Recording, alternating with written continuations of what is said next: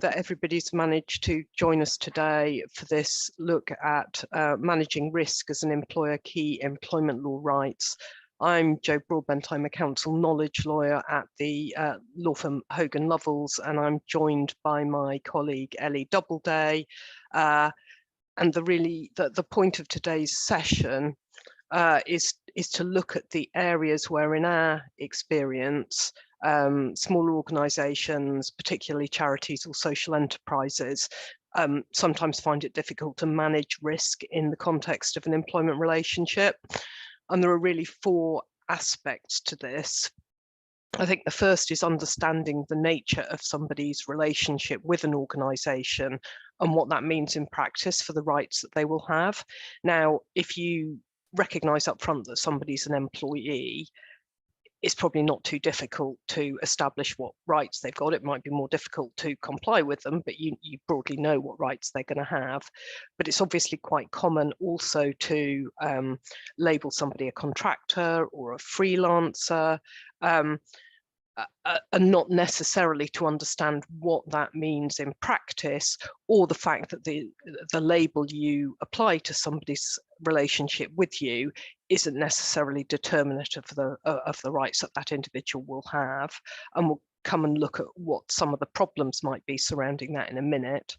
There are then three other areas that we're going to look at. Once we've established the sort of employment statuses and the issues, we're going to look at basic statutory rights that workers and employees will have.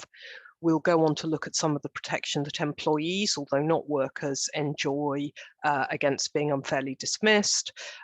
We'll finish with a quick look at discrimination rights, which again are enjoyed by all employees and workers. And then we should have time at the end for some Q&As. I know that some of you raised Q&As in advance of the session, and where possible, we're going to pick those up as we speak. So I'm going to hand now to Ellie to start talking about employee status issues. Great, thanks Jo, and thanks everyone for joining today. And so as Jo mentioned, turning to the first topic of employment status. So on the screen we have a simple illustration just to show how the rights of different categories of relationship rank. Now, as you'd expect, employees do have the greatest number of rights, with workers then having some of the rights that employees enjoy, but not all. And then those who are genuinely self-employed individuals or volunteers have very limited protection under employment law. Now, as Jo already touched on, generally speaking, if the employer and the individual both agree that someone is an employee, that's normally the end of the story, because neither party would normally want to seek to argue that the relationship was anything other than one of employment. But the position does get more complicated when someone is labelled either as a worker or as a self-employed individual. Now, ultimately, the courts and tribunals will look to what they think is the true nature of the relationship, and not just at what label the parties have applied to the relationship. So then moving on to each of the categories in a bit more detail. So there's no strict definition of an employee, but simply they're just someone who is an employee. Someone is an employee if they work under a contract of employment. Now, this obviously is not a terribly helpful definition, but case law has laid down certain key requirements that have to exist before a relationship will be one of employment. So just to touch on these, firstly, there has to be an obligation of personal service. And that basically means that it's up to the individual to provide services to the employer. They can't decide to send someone else to carry out the work on their behalf. And so if you're not obliged to carry out the work personally yourself, you're not an employee. Next, there needs to be mutuality of obligation. So this means that there's got to be an obligation on the employer to offer work, and then an obligation on the employee to accept that work. Now, if there's no obligation on the employer to offer the work or on the employee to accept the work that is offered, then there's no mutuality of obligation and no employment relationship. Then turning to the other key factor is control. So the employer has got to be in a position to exercise control over the employee. And that control might be directly over the way in which the employee carries out their work, but particularly and in relation to more specialised roles, it may be over matters such as when and where the employee works. Now, if the individual can decide when and where they work, they're less likely to be viewed as an employee. Now, if those three factors are present, generally, otherwise, there must be nothing else about the relationship that's inconsistent with it being one of employment.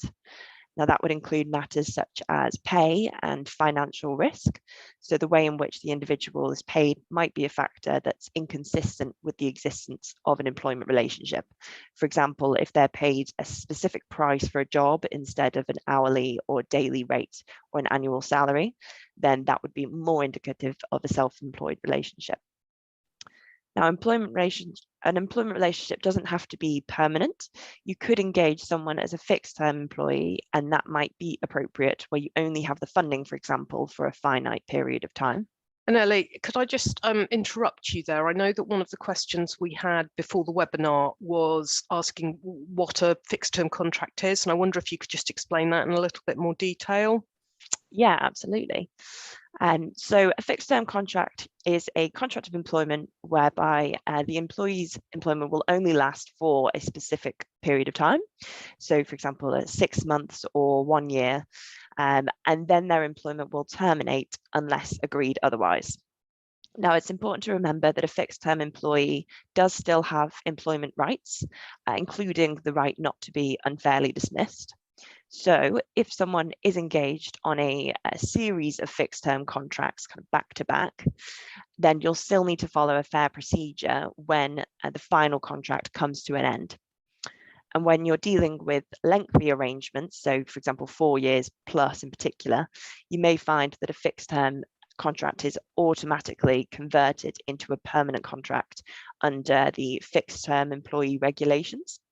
So generally speaking, we do suggest using a fixed term contract only where there are good reasons to do so. As mentioned before, for example, if you only have funding for a specific period of time. Now, hopefully that covers that, and we can move on then to workers. So if someone doesn't qualify as an employee, often because there's no mutuality of obligation, then they may be a worker instead. Now, a worker is someone who either works under a contract of employment, which is why all employees also qualify as workers, or it can be someone who's working under another contract under which the individual provides their services personally, and the other party to the contract is not a client or customer of the individual, so that being your organizations, for example. So if the individual is genuinely running a business on their own account and the other party, your organizations, to the contract is a customer of that business, they will not be a worker. So as an example of this, a HR consultant who does short ad hoc projects for a number of different businesses at any one time may not be a worker because they're running an HR consultancy business on their own account, and each client that they work for is a customer of that business of theirs. However, if you have an HR consultant who takes on a role as an interim HR manager and has no other clients, is more likely to be a worker because they have a contract, they're obliged to perform services personally, so they probably can't send someone else to do the work on their behalf, for example, and they are less likely to be seen as running a business on their own account when they only have a single client or one single client at a time, and therefore they're more likely to be a worker. So note that there's sometimes a bit of confusion about people engaged on 0-hour contracts. So these being people who are not guaranteed work and who are not obliged to take any work that they're offered. And so generally they won't be employees because there's no mutuality of obligation. However, they are quite likely to be workers still if they're obliged to perform their services personally. So if they can't send someone else to perform work on their behalf when they have been offered and accepted a particular assignment. So that's just one particular point to be mindful of. So I'm going to hand over to Jo now to cover some of the other categories of relationship. Thanks, Ellie. So obviously in the charitable sector, volunteers may be quite important to your organisations. And the first point to make is that as Ellie said, in context with employees, there isn't actually a formal definition of what makes somebody a volunteer. And as you'll appreciate from what Ellie's been talking about, simply by virtue of calling somebody a volunteer, you can't assume that that necessarily means that they won't have any employment rights. And if the way in which the relationship operates in practice actually indicates that they've got some other form of relationship with you, for example, they actually satisfy the requirements of being an employee or being a worker, they will obtain the relevant protection regardless of what you call them. So simply calling somebody a volunteer doesn't necessarily mean that they are genuinely a volunteer. So what does make somebody genuinely a volunteer? Firstly, they mustn't have any form of sort of contractual obligation with the organisation for which they're volunteering. And secondly, they mustn't have an entitlement to receive any form of pay and benefits, including benefits in kind, except genuine expenses that are related to the volunteering. So, for example, it would be permissible to reimburse somebody for their travel expenses, but what you wouldn't be able to do is promise them some other benefit in kind. And that might include, for example, saying, well, if you volunteer for us for 6 months, then we'll give you paid work at the end of that time. That's the sort of thing that could result in somebody having an employment or a worker relationship, notwithstanding the fact that you've treated them as a volunteer. So if somebody does have a contractual obligation, so for example, to work at particular times, or they receive some sort of pay or benefits, they're very likely to be either a worker or an employee, and not a genuine volunteer. And what we'd suggest as best practice is having some sort of agreement with your volunteers that set out the framework of the relationship, but make it very clear that it's not formal obligations and doesn't give rise to contractual obligations either on you or to the volunteers themselves. Now, the other type of quasi-employment relationship that you might find that you want to enter into are by engaging somebody as a freelancer or a contractor. And again, those aren't really terms of art, they're not defined, but what they're generally intended to indicate is that you're engaging somebody who is actually you and they regard as self-employed, and most commonly you're going to be engaging a freelancer or a contractor for normally a finite period of time to work on a particular project because of some specialist skills that they've got that you need. Now, normally you're going to be able to distinguish that individual from an employee for the control reasons that Ellie's already talked about. So, for example, you're not going to have the same control over that contractor's activities as you would over the activities of an employee. The contractor is likely to be able to choose where they work, when they work. They may be paid a fixed fee for the job rather than a salary or a specific daily rate. There are other features of genuine self-employment as well. Again, normally you'd have no requirement to provide personal service, so somebody would be able to send a substitute to perform work on their behalf. You might see that, for example, if you've hired somebody to do IT work for you to complete a particular IT project, it might be possible for them to get somebody else to do that work for you. They would invoice you themselves, but they would be responsible for paying the other person. That would mean no personal service, and as Ellie's already talked about, personal service is one of the basic minimums that you need in order to establish an employment relationship. You might find that people that are genuinely self-employed are providing their own material or equipment. So they might be providing their own computer equipment. You might also require them to take out insurance to cover any loss that they cause to you because they don't do the work properly. Another factor that is quite important is that they shouldn't be fully integrated into the business. So if your contractor or consultant or freelancer is actually indistinguishable for all practical purposes from your genuine employees, that is something that is going to make designating them self-employed a lot more difficult. And I think the key risk we see in engaging people on a consultancy basis, even if it was a genuinely self-employed arrangement at the start, is that it morphs into an employment relationship over time.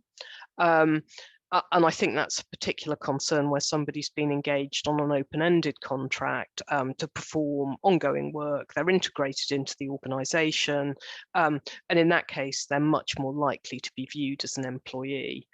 I think the other thing to note is the fact that somebody works for more than one organisation doesn't necessarily mean that they're not your employee, because you could obviously have a situation where somebody has actually got 2 part-time jobs for 2 employers. So the simple fact that they're working for somebody else won't in and of itself mean that they are definitely going to be viewed as self-employed. So having looked a little bit at what the different types of employment relationship are, we just wanted to spend a couple of minutes looking at some of the danger areas that can arise if you get that assessment of somebody's relationship with you wrong. And the areas where we typically see problems arising, firstly, are where you've got somebody who's been engaged on a consultancy or freelance basis, and that relationship is brought to an end, that the contract is terminated for whatever reason, and that individual will then seek to argue that actually they were an employee, and as such they would have unfair dismissal rights of the sort that Ellie's going to come and talk about later. The problem you've got then is that because you have always regarded that person as self-employed, you won't necessarily have followed the procedures that you would have followed were you dismissing an employee. So, you know, a disciplinary procedure, for example, capability procedure where somebody either isn't performing or is unwell and unable to do their work. And the fact that you haven't followed those procedures then adds greatly to the risk that the dismissal will be found to be unfair if the individual succeeds in arguing that they were in fact an employee. The second key issue you've got surrounds tax, because obviously if somebody is self-employed, you're going to be saying to them, well, you're responsible for your own tax and national insurance contributions. If it later transpires that that individual was in fact an employee, there's a risk that they haven't been paying the tax or NICs that they should have been, and liability for that would fall on the organisation as the employer. And obviously, you know, that could potentially be a significant sum, particularly in circumstances where the relationship has lasted for a reasonable period of time. You may also find that you have a significant liability for underpaid holiday pay. So where an individual hasn't been given holiday or holiday pay because they are regarded as self-employed, there have been a number of cases that say, well, they can roll up all of the holiday that they should have been entitled to over the length of the engagement until the end of that engagement, and then claim a payment in lieu of notice at the point at which the relationship terminates. Now, obviously, if that relationship has been in force a significant period of time, that is potentially a significant liability for weeks holiday over the number of years of the engagement. So that's the other sort of key financial liability. Where you're dealing with freelance or consultants, I think minimum wage is normally less of an issue because typically individuals will have been paid minimum wage. That is more of an issue where you haven't recognised somebody as a worker. So you might have regarded somebody as a volunteer, for example, and therefore as being exempt from minimum wage requirements. If actually there were to be a challenge and it was found that that person was a worker and you hadn't been paying minimum wage, that obviously could be a fairly significant issue. You could also have issues with holiday pay entitlement for those individuals, and the other risk would be of HMRC becoming involved in enforcement activity through its role as the government body with responsibility for enforcing minimum wage rights. So I think those are the sort of the core issues that you would need to be concerned about. So Ellie, now that we've looked at you know, what employment status means, can you talk us through some of the core rights that flow from that? Yeah, absolutely. And we have a very helpful slide here, I think, which just sets it all out quite neatly in terms of employee core rights and also worker core rights. I'm just going to chat through those over the next few minutes. So, and this, first of all, isn't an exhaustive list, but we have just picked out the rights that are particularly important in practice. So for employees, employees are entitled to protection against unfair dismissal, which Joe's touched on already, and we'll go into more detail on in a moment. So that's if they have more than 2 years service, or also automatic unfair dismissal, which doesn't have a service right requirement, but it's a right not to be dismissed for various prohibited reasons. So, for example, being dismissed on the basis that the employee is pregnant or has taken maternity leave or has blown the whistle on some form of corporate malpractice. Now, the implications of that is that if someone is an employee, you need to follow a relatively rigorous process before dismissing them in order to avoid an unfair dismissal claim. And as mentioned, we're going to come on to that in a bit more detail. Now, if an employee with more than 2 years service is made redundant, they are entitled to a statutory redundancy payment, which is calculated by reference to their age, their length of service, and their weekly pay. Now, this is broadly 1 week's pay per year of service, plus various uplifts for those who are over 40. Now, employees are also entitled to various family-friendly rights, which Joe's going to talk about a bit more in a moment.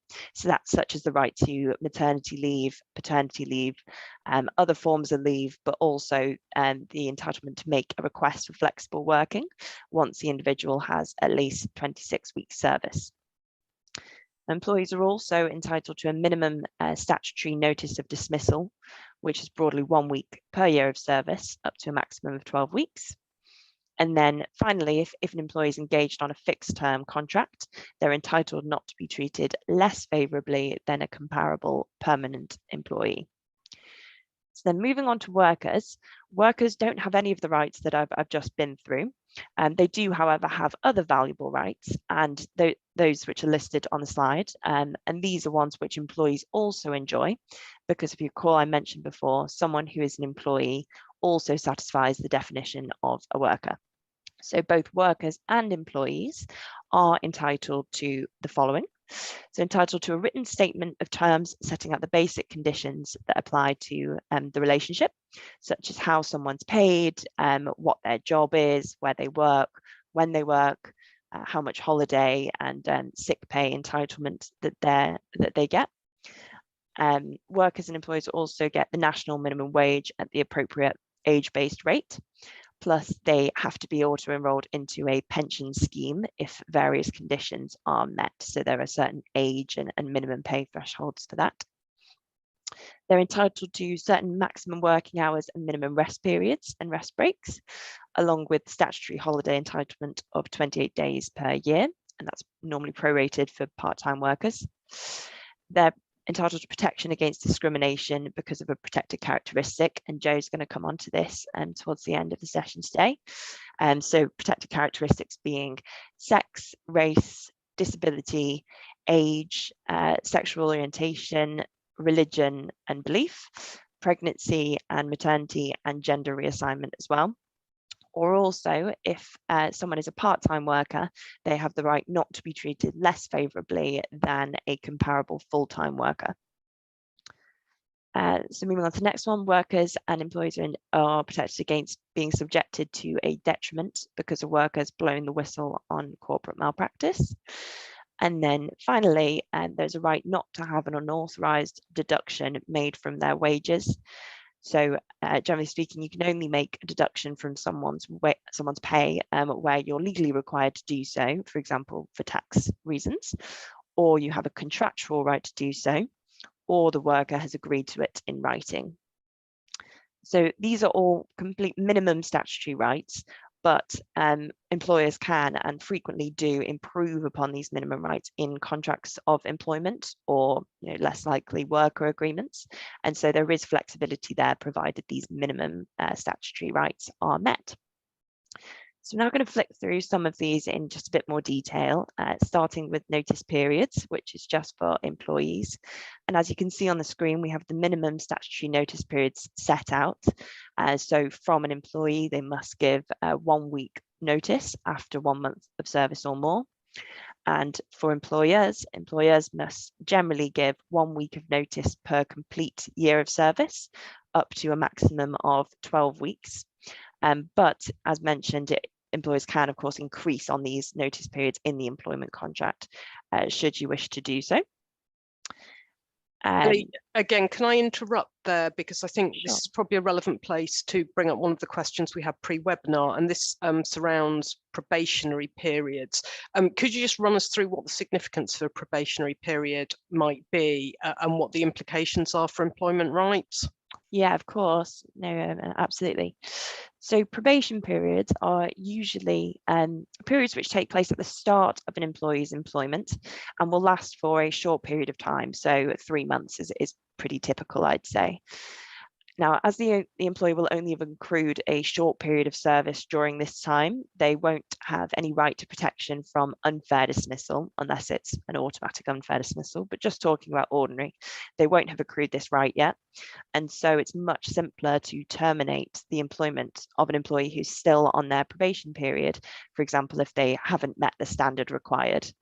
So the probation period is normally effectively a bit of a test period to see whether the employee is right for the role. And therefore, during this period, you can also offer a reduced level of notice. So, for example, just a statutory minimum of 1 week.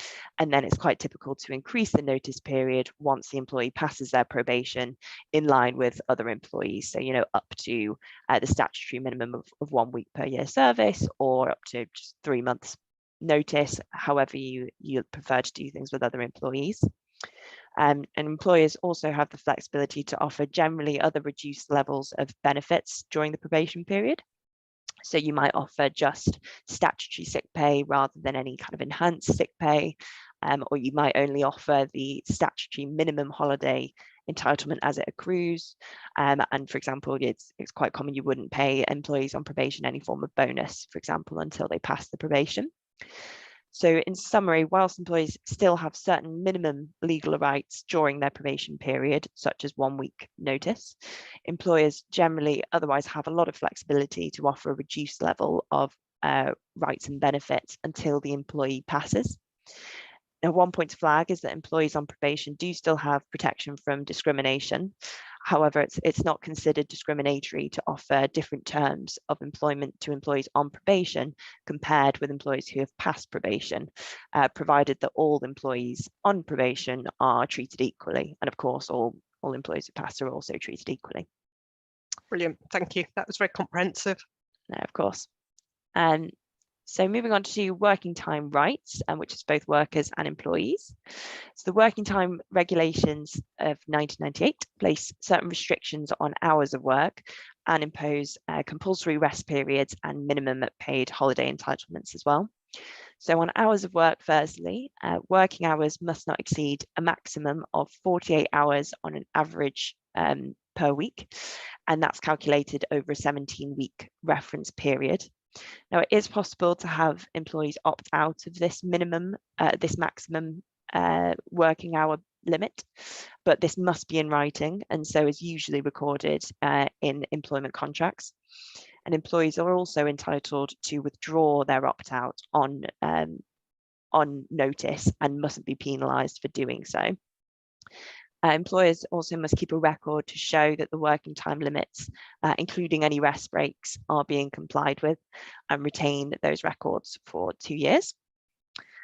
And then touching on rest breaks, we've got those set out on the slide just there. So 11 consecutive hours rest in each 24-hour period, 24 consecutive hours rest in each 7-day period, and then 20-minute rest breaks if the working day is longer than 6 hours.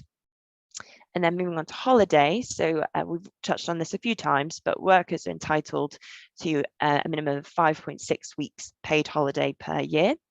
Now, this is made up of 4 weeks leave plus another 1.6 weeks leave, which represents public holidays in the UK. So for full-time employees, this amounts to 28 days holiday in total. Now, obviously, that's normally prorated for part-time workers as well. Now, there are lots of difficult issues around how holiday pay is calculated, particularly for people with non-standard working patterns.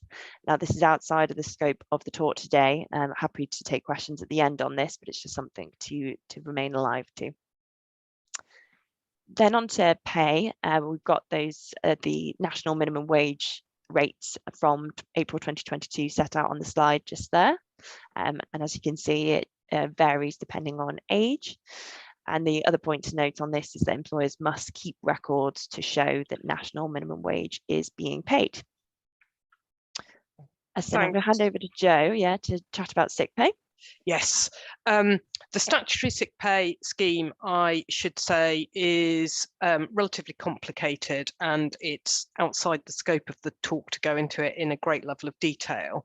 But broadly, employees and any workers who are paying Class 1 national insurance contributions are eligible for statutory sick pay. Normally, an individual has got to be unfit for work for 4 days, but that includes days at the weekends, for example, when an employee wouldn't normally be expected to be at work. And it's only once they've completed that period of illness that they're going to be eligible for SSP. Normally, an employee or a worker, somebody entitled to SSP, is entitled to self-certify for their first 7 days of absence. But beyond that period, employers are required to or can ask for medical confirmation that the employee remains unfit to work, and that would normally be through a fit note from the GP, for example, certifying that they're unfit to work. There were certain adjustments made to that during COVID-19 in terms of what medical evidence you were required to provide, but now that COVID thankfully appears to be receding, those adjustments are no longer in place. SSP is currently payable at the rate of £99.35 per week for a maximum of 28 weeks, and that's payable by the employer. And again, normally it's not reclaimable from HMRC, in contrast to some of the other statutory benefits that we'll come on and look at in a little bit. There was a temporary rebate scheme for smaller employers who were able to reclaim up to 2 weeks SSP in respect of COVID-related sickness absence for employees and workers. But again, those restrictions or that benefit has now been phased out.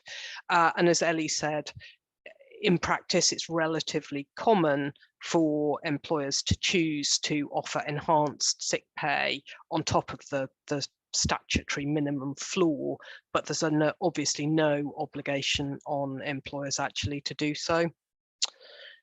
That was sick pay. Looking now at maternity rights, we're going to talk about sort of maternity specifically first, and then move on and look at some of the other sort of parental rights that are more generally available. So employees have got a number of family-friendly rights under English law, and Scotland and Wales. Northern Ireland has got a slightly different framework because employment issues are a devolved matter for the Northern Irish Assembly. So England, Wales and Scotland, although in practice Northern Irish rights do tend to follow what's already been established for the rest of the nation. So pregnant employees have got a right to take reasonable paid time off to attend antenatal appointments, and although it's generally considered reasonable to ask people to arrange those appointments at times that minimise disruption to work. So, for example, in the morning or sort of later in the afternoon. They've also got a right to have their health and safety protected, as you would expect. So it's a legal obligation on employers to conduct health and safety risk assessments that recognise specifically some of the health and safety issues that might be present in the workplace that could harm a pregnant woman or her unborn child. And it can be either sex or pregnancy and maternity discrimination to fail to carry out a health and safety risk assessment. If the risk assessment reveals that there are issues, there are then obligations on the employer either to adjust the work that the employee is doing, or if that's not possible, to suspend her on effectively full pay until the risk is no longer present for her. All employees are entitled to 52 weeks of maternity leave. That's made up of 26 weeks of ordinary maternity leave and 26 weeks of additional maternity leave. These days, there isn't that much difference between the ordinary and the additional maternity leave period. That the key difference comes in relation to a woman's right to return to work. There is a 2-week compulsory maternity leave period. It's illegal for an employer to permit an employee to work in the 2 weeks following the birth. That's extended to a 4-week period where an individual is working in a factory, and again, that's obviously for health and safety reasons. Maternity leave is now a day one right. That didn't used to be the case. It used to be service dependent, but for quite a long time now, it's been a day one right. So even if somebody starts employment with you while they are pregnant, they still have those same rights to leave as any other employee. You're not under an obligation to continue to pay an employee during their maternity leave period. That entitlement is replaced by SSP. For most employees, basically, as long as somebody's got minimum levels of earnings and wasn't pregnant when they started the job, as a broad rule of thumb, they're going to be entitled to statutory maternity pay. That's payable for 39 weeks in total, 6 weeks at 90% of normal earnings, and the remaining 33 weeks at a flat rate of, it's approximately £155 a week at the moment. That is paid by the employer, but almost the full amount can be reclaimed from HMRC, and 92% can be reclaimed for most employers. Anybody that counts as a small employer is actually able to recover 103% of the SMP to reflect some of the administrative costs that may be incurred in administering it. An employee who's returning to work at the end of her ordinary maternity leave period is entitled to return to the job in which she was employed before the absence. And typically that's also true of somebody who's returning to work from additional maternity leave. The slight wrinkle there is that if it's not reasonably practicable for somebody to return to the previous job, they can return to another job that is suitable for them effectively. And the other thing to bear in mind is that an employee who may be at risk of redundancy while she's on maternity leave has got the right to be offered suitable alternative employment in priority to other employees. So you just need to sort of watch that if you're dealing with a redundancy situation that affects employees who are on maternity leave. And that would also apply where somebody's on adoption leave or shared parental leave.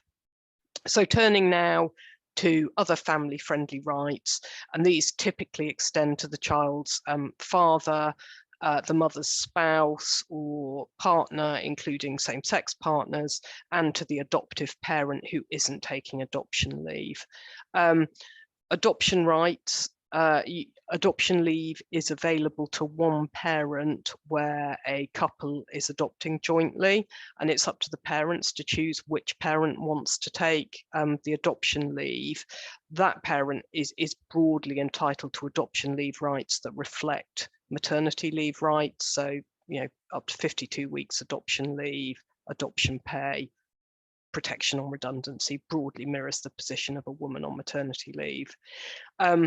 Paternity rights, fathers, spouses, civil partners, if they have 26 weeks continuous service at the 15th week before the expected week of childbirth, they are entitled to either 1 or 2 weeks paternity leave, which has got to be taken within a specified period of birth, normally 56 days.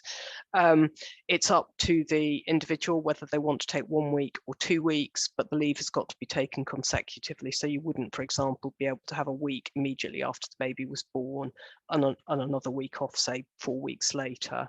And the father or civil partner, same-sex partner may also be eligible to receive statutory paternity pay during paternity leave if they meet certain eligibility criteria, and that's paid at the flat rate of SMP, so currently around £155 a week. Shared parental leave is relatively new. It was introduced in 2015. I have to say the take-up has not been fantastic, largely because it's a very complicated scheme.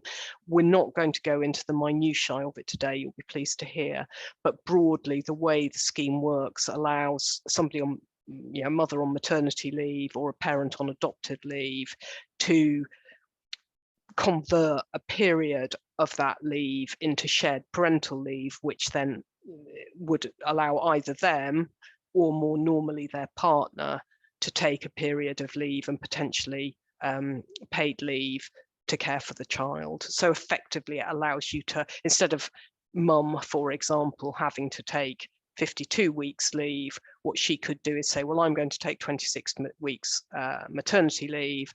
I'm going to convert the 26-week balance of my maternity leave into shared parental leave, which my partner could then take. And the sort of advantage of that, obviously, is it allows the other parent to have a longer period of leave than might otherwise be the case. It may also, in some circumstances, allow the mother to take leave more flexibly than would be the case in relation to maternity leave. Just a few other rights to mention. Oh, sorry, didn't mean to flick on there. Parental leave, both parents have got the right to take up to 18 weeks unpaid parental leave before a child's 18th birthday. Normally that's limited to 4 weeks per year. Again, relatively limited take up because the period of leave is unpaid. Parental bereavement leave is the latest addition and reflects the fact that obviously the loss of a child can be an extremely difficult time, and the government recognised that actually there ought to be formal leave given to parents on a statutory basis, and that's basically, it's a day one right, it's a right to 2 weeks leave, and in contrast to paternity leave, for example, that can be broken into 2 chunks of a week, so it's up to the parents to decide how they can best use that leave in a way that supports them. Time off for dependents allows employees to take a reasonable amount of unpaid leave to deal with something that is effectively a family emergency. So short-term breakdown in childcare arrangements, for example, or child falls ill while at school and somebody needs to go and pick them up. As I've said, that's unpaid. And then I'll just mention there the right to request flexible working, which is a right at the moment for anybody with 26 weeks working to ask their employer for a more flexible working pattern. That could be, where they work, how much they work, what their actual working hours are. The government is at the moment considering making that a day one right, but we don't know yet whether that is actually something the government will proceed with. And the right is one to request. It's not a right to have requests granted, but an employer can only refuse a request on certain specified grounds. Now, Ellie, we're going to turn to our third area of today's presentation, dismissals. Great, thanks very much, Jo. So looking very quickly at dismissals. Now, firstly, an employer generally has to give an employee notice, as we've discussed the statutory minimums, in order to terminate their contract of employment. Now, the amount of notice they have to give will depend on the employee's contract or also on the minimum statutory notice period, whichever is longer. And failing to give the relevant amount of notice is referred to as a wrongful dismissal. And if there's a wrongful dismissal, the employee can claim a breach of contract. Now, the damages, if they are successful in that claim, would reflect the pay and benefits that they would have received during their notice period, had they been properly given their notice period. So note that there's no entitlement to notice if an employee has committed an act of gross misconduct, in which case the employer is entitled to dismiss them with immediate effect. So that covers off wrongful dismissals, and more so we're going to go into detail on unfair dismissals. So importantly, and the key rule is that employees who have 2 years of service are protected from unfair dismissal. Now, as we've already touched on, this wouldn't apply to workers, this is just employees, and there is this 2 years of service requirement for ordinary unfair dismissal rights. However, all employees are also protected from automatic unfair dismissal, irrespective of their years of service.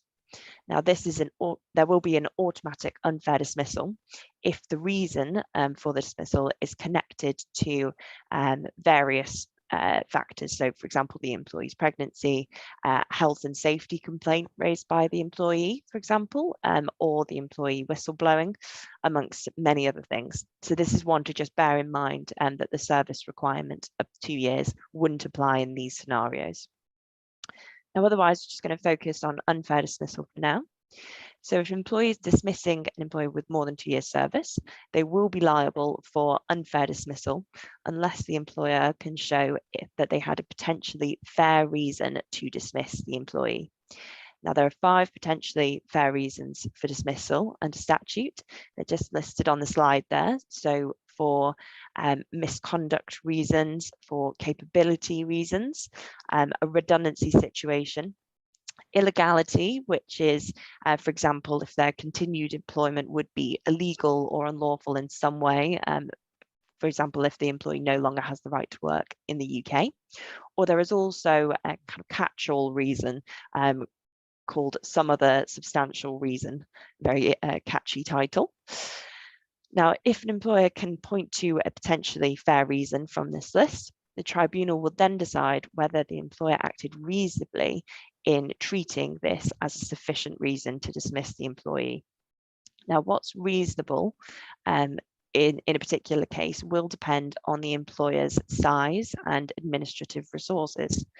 What's reasonable for a small organisation with limited resources may not be considered reasonable for a much larger organisation. Now, also, the employer has to be able to show that they have followed a fair procedure when taking the decision to dismiss the employee. What amounts to a fair procedure is going to depend on the reason for the dismissal. Where the employee is being dismissed for misconduct or poor performance, the employer's procedure should reflect the principles set out in the ACAS Code of Conduct on disciplinary and grievance procedures. And failing to do that could result in the dismissal being unfair and also additional compensation being awarded. So that's an important one to remember and well worth familiarising yourselves with the ACAS Code of Practice. Now, just to touch on, I mentioned how the fair procedure will depend on the reason for dismissal. So if the dismissal is on the grounds of conduct, the procedural fairness will usually require prior disciplinary warnings before the dismissal. So, an informal warning, a formal and a final warning, for example. If the dismissal is on the grounds of capability, then the employee must be aware that there are concerns about their performance and then given an opportunity to improve on that before the dismissal. And finally, if the dismissal is on the grounds of redundancy, a fair selection process, prior consultation and consideration of suitable alternative employment will be required. So moving on to discuss the potential outcomes of an unfair dismissal claim if the employee's claim is successful. So the tribunal will normally award compensation, which comprises of 2 different elements. There's the basic award, which is calculated by reference to an employee's age, length of service and pay. It's actually the same calculation as for redundancy. It's actually redundancy payments, which we discussed before. So the maximum at the moment is around £17,130. Then there may also be an award for what's known as the compensatory award, which is intended to reflect the financial loss caused by the dismissal. So, for example, the employee's loss of pay and benefits up until the point when the employee found a new job at the same rate of pay, or could have been expected to find a new job at a higher rate of pay. And this compensatory award is capped at either 1 year's pay, so the employee's usual salary on an annual basis, or a statutory cap of £93,500 if that's lower than the employee's annual pay. And these caps are subject to change each year. They're revised each year as one to bear in mind. Now, alternatively to compensation, an employee can also ask to be reinstated or re-engaged by their employer, but that's relatively uncommon, to be honest, as the relationship has tended to break down by that point. That's all I'm going to touch on for unfair dismissal. I'm going to hand over to Joe to cover discrimination rights. So the Equality Act 2010 protects employees who have got protected characteristics from discrimination, and I've listed those on the slide, and Ellie's talked about them a little bit earlier. Two things to bear in mind, I think. One is that although the Equality Act talks about employees, the way in which employee is defined means that it encompasses the broader category of workers. So most of the people that you were in some form of employment relationship with will be protected under the Equality Act. The second point is that it applies at every stage of the employment relationship. So that starts at the recruitment stage and goes right the way through till after the end of employment. So if there's something that's sufficiently closely connected to the employment relationship, so as, for example, a former employee asking for a reference, that is going to be covered by the principles of the Employment Act. And there are different types of discrimination that you might need to think about. The first and most obvious is direct discrimination, and that's where somebody is less favourably treated because of a protected characteristic. So you might say, for example, a man is promoted in preference to a better qualified woman. The argument would be that she has been less favourably treated because of her sex, and that would amount to direct sex discrimination. The important thing about that is that it's not possible to justify direct discrimination in most cases. The only place where you can is age. So no matter how sort of good or otherwise your motives might be for the less favourable treatment, you can't rely on a defence under the Equality Act. That is going to be an act of direct discrimination. Indirect discrimination is where you're applying what's known as a provision, criterion, or practice, a PCP, to everybody. So on the face of it, it's a neutral requirement, but the effect of that requirement is that in practice, fewer people from who share a protected characteristic can comply with it. So for example, you might have a no beards rule. It may well be difficult or more difficult for employees or workers from some religious groups to comply with that. So for example, Sikhs are not meant to cut their hair, and therefore it would be more difficult for a Sikh to comply with that requirement than others. The main difference between direct and indirect discrimination is that it's possible to defend a claim of indirect discrimination on the basis that you've got an objective justification for the requirement. So basically, your PCP needs to be a proportionate means of achieving a legitimate aim. So for example, if the no beards rule was in a sort of a factory environment, for example, making foodstuffs, you might be able to show that there's a hygiene requirement that means that you've got to impose a no beards rule, and that there's no less discriminatory way of ensuring that the hygiene requirements are made. And in that situation, despite the potential impact, the requirement wouldn't amount to discrimination. Disability discrimination, you've got all of the normal protection, but some specific additional protections as well. Firstly, you've got a right not to be discriminated against for a reason arising from a disability. So the obvious example would be if somebody was dismissed because of their absence record, and their absence record was related to a disability, that is capable of being discrimination arising from a disability and would be unlawful unless the employer could show that the unfavourable treatment was objectively justified, i.e. it was a proportionate means of achieving a legitimate aim. In the case of somebody who'd been off for, say, a year and the medical evidence showed that there was no realistic prospect of them returning to work, you might be able to say that dismissal was a proportionate means of achieving a legitimate aim and therefore didn't amount to discrimination. And the final one on the slide is the duty to make reasonable adjustments. That's where disabled employees are put at a disadvantage either by a physical feature of premises or by some other practice, provision or criteria the employer has adopted. And in that situation, the employer is required to adjust the premises, for example, by providing special equipment or adjust the PCP where it's reasonable to do so to prevent the employee from being placed at that disadvantage. The other two types of discrimination, firstly, victimisation. There it's unlawful to treat somebody less favourably because they've, for example, brought proceedings, or they've made a complaint that they think they've been discriminated against, or they've supported somebody else's claim of discrimination. You basically can't take retaliatory action against that individual. And then secondly, harassment, which occurs where an employee is subjected to unwanted conduct that relates to a protected characteristic, and the conduct violates their dignity or creates an intimidating or hostile work environment for them. Harassment doesn't have to be intentional in order to be unlawful, so it's enough that the employee feels that the conduct creates the intimidating work environment, provided that they're not being overly sensitive, even if that wasn't the person's intention. And that sometimes means that where you've got an environment where sort of banter or jokes are part and parcel of the working environment, things can sometimes tip over and go too far. And you may have seen press reports in the last sort of week or so where a gentleman that was sort of called a bald and then Anglo-Saxon expletive that I'm not going to repeat, that the reference to bald was sex-related harassment, because referring to hair loss was intrinsically related to his sex, and therefore that was capable of amounting to sex-related harassment. Again, the primary remedy is compensation. It's split into two chunks. Firstly, injury to feelings award that will fall into what are referred to as vento bands.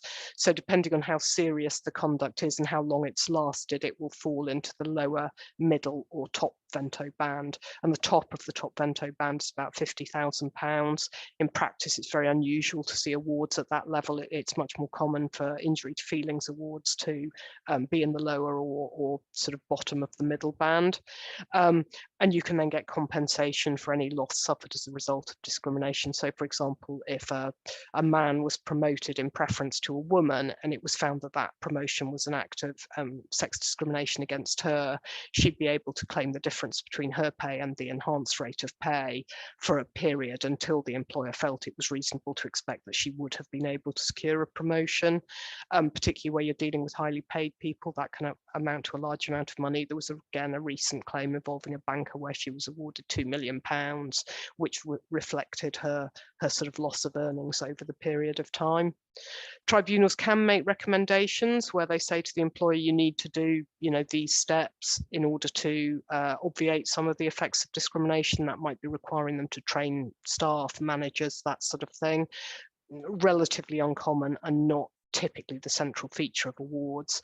And the other thing to be aware of is that the Equality and Human Rights Commission has got a role in supporting legal challenges, or sometimes off the back of a tribunal award will go into an employer and seek to discuss with them what their discrimination policies look like and discuss with them how those can be improved. Ellie, will you talk a little bit about enforcing employment rights now? Yeah, of course. And that moves on quite nicely from, as Joe's just talked through, the remedies for discrimination. And I was talking before about the potential remedies in unfair dismissal claims. But now just to go over more generally enforcing employment rights.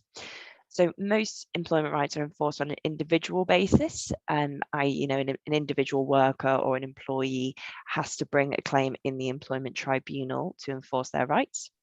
We don't have collective enforcement models typically in the UK, although unions may help multiple claimants to bring claims arising out of the same set of facts. So, for example, in the news over the past few years,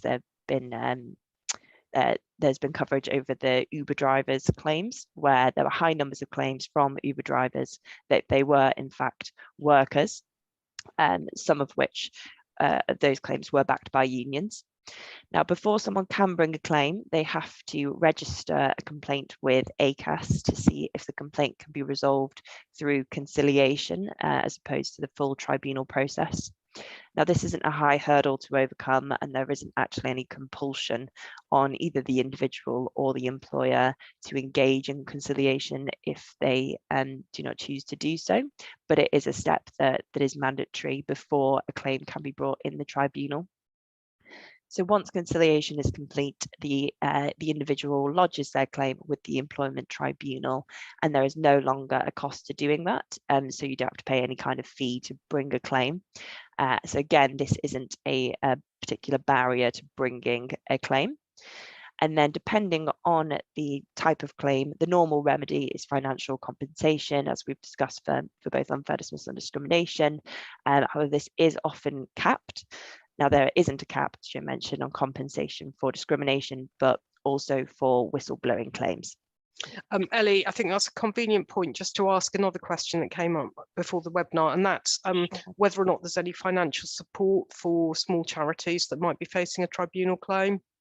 Yeah, it's a good question, and unfortunately there isn't. So the employment tribunal was set up on the basis that both employees and employers could just represent themselves without legal support. However, as the law has become much more complicated, parties often seek legal support with their claims. And whilst many law firms will offer pro bono advice, there isn't actually a formal system of legal fee support in the employment tribunal. Thanks, Ellie. Sure. So just finishing off on this one, a minority of claims can be enforced by a third party. So HMRC is responsible for minimum wage compliance. So HMRC can take action against an organisation that's failing to pay the minimum wage. HMRC has the power to order payment of arrears and to impose fines, and also to name and shame employers that haven't complied with national minimum wage obligations. And just to note, individual workers and employees can also enforce minimum wage rights through the employment tribunal as well. And then just as a final point of interest, the government's actually intending to set up a single labour market enforcement body that would take on collective enforcement powers from other regulators. So most relevant of that is national minimum wage enforcement from HMRC, but also the government's intending to give this new body the right to enforce holiday pay rights for vulnerable workers. And it may also have a role in enforcing unpaid employment tribunal claims. So this is just pending further reform. And on that note, Joe's just going to finish off by discussing what's on the horizon. I am really quickly, because what's on the horizon is a bit less exciting than it was when we drafted the slides in the first place. The Queen's bill, the Queen's speech didn't feature an employment bill, which was where we were expecting to see quite a lot of the reform, including the single labour market enforcement body that Ellie's just talked about. So I think while there's quite a lot in the pipeline, you know, as I've said, additional protection against redundancy for new parents, so making sure that people can't be dismissed for redundancy within a period of returning to the workplace, new rights for parents whose babies need hospital care sort of shortly after birth to make sure that they can take the time off they need, making flexible working a day one right, and allowing people to make more than one request a year. At the moment, you can only make one request a year, but that would be made more flexible, and also some further duties on employers to prevent sexual harassment. There's quite a lot of stuff out there that could be relatively significant for employers, but given that it didn't feature in the employment bill, I'm not sure we're going to see any of this anytime soon. You know, sadly for us, sadly for employees, and I think probably sadly for many employers that want to do the right thing by their staff. So yes, possibly a bit of a missed opportunity. That was all we wanted to say specifically today, and I'm hoping that we may have some questions to deal with. Yes, I think in the Q&A can see a few have come in. I'm just struggling to, oh, here we go, excellent. Sure. So, question about words. Our policies currently use the word worker to cover volunteers, employees, and freelancers. And then there's a sort of specific example. Do you have any suggestions? I'd prefer not to put the list of categories in, as it makes the document wordy and long, and therefore not accessible or effective in supporting good practice, which I agree with. I mean, I think, Ellie, subject to your views, I think my view on that would be, as I said when I was talking about volunteers, it would be best practice to have the volunteer agreement in place. And I think probably the way to deal with it is to just say in the volunteer agreement, look, for reasons of good practice, you would be expected to follow the principles set out in the various policy documents. It may be that where there is a specific legal requirement to have certain, safeguarding arrangements in place, that doesn't indicate that there's an employment relationship there and you've got perfectly good reason for doing it. But generally, I think advice would be to steer away as far as possible from implying that there are formal obligations, because the more formal obligations you put in, the more likely it is that somebody will go, well, look, I've got a contract here and that makes me either an employee or a worker. Do you agree, Ellie, with that? Yeah, completely. And I think just to expand as well, as where freelancers, it seems from the question, are also covered by the policies. And that's a similar scenario to volunteers, but touching on the kind of key factors we were discussing before on employment status and the risk of a freelancer being categorized as a worker or an employee, as well as volunteers, is, the level of control that the employer has on the individual and their level of integration in the company as well. So as a broad point, if all of the volunteers and freelancers are subject to the exact same policies as employees, that may lend itself to an argument that they are subject to that same level of control and they are integrated to the business in the same way. So generally speaking, unless it is necessary for some reason, a safeguarding policy is a good example where you might want everybody subject to the policy. For others, it may be wise just to think about whether you really need the policy to apply to individuals other than employees, and to try and kind of carve that out to create an element of separation. Otherwise, for the policies that do apply to everyone, as we've also discussed on the employment status issue, that the label isn't going to be completely determinative. So if you are calling volunteers, employees and freelancers, you're calling them all workers, that isn't going to necessarily mean that legally speaking they are workers. The reality of the relationship is the more important thing. But some words that we also see elsewhere, which maybe sound a bit more neutral, is sometimes you could refer to everybody as, staff members or staff, or just individuals subject to the policy or something of that nature.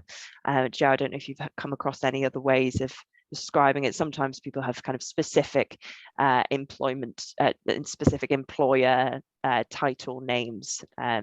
Can't think of an example. Include. Yeah. No, I think that's a good point, Ellie. The second one, it's quite specific. Any advice on managing a situation where we have a part-time employee who we want to book for a particular short-term freelance contract, not within the scope of the existing job description and what to look out for?